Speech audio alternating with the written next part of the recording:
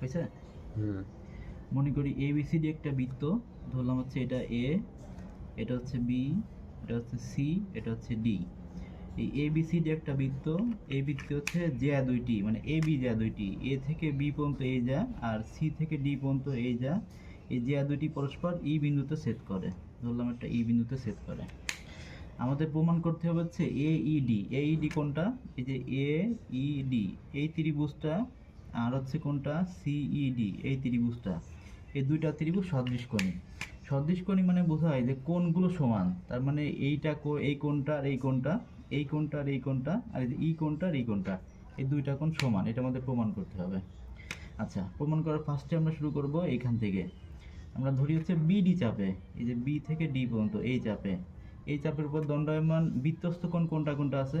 বৃত্তস্থ কোণ মানে বোঝায় বি বিন্দুতে শুরু হবে আর ডি বিন্দুতে শেষ হবে। আমরা একটা কোণ আঁকি, এখান থেকে শুরু হয়ে এ পর্যন্ত গেছে, এই ডিতে শেষ হইতে, এই একটা কোণ। আর এখান থেকে শুরু হয়ে সি বিন্দুতে গেছে, আবার ডি বিন্দুতে শেষ হয়েছে, এই আর একটা কোণ। তার মানে বলতে পারি যে এই একই চাপের উপর দণ্ডায়মান এই দুইটা কোণ পরস্পর সমান।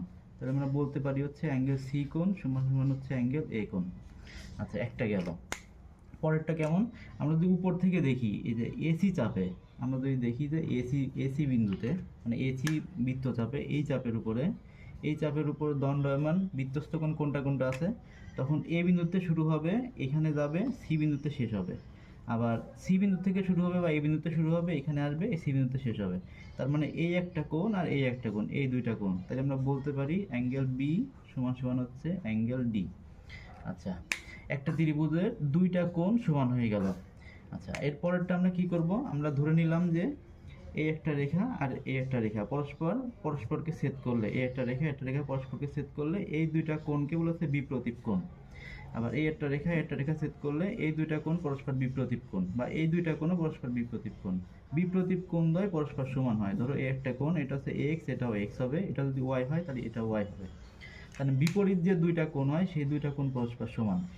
আচ্ছা, তাহলে এখানে এই যে এ বি জ্যা আর হচ্ছে এই যে এসি জ্যা, এই দুইটা জ্যা পরস্পর এই বিন্দুতে ছেদ করছে, তাহলে এই যে এই কোণটা আর এই কোণটা পরস্পর সমান।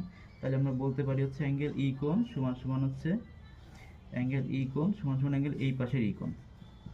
এই দুইটা কোণ পরস্পর সমান।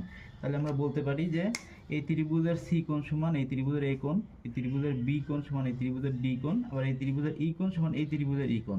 তাহলে যেহেতু সব কোণগুলো সমান হয়েছে, তাহলে আমরা বলতে পারি এই ত্রিভুজটা সদৃশকোণী।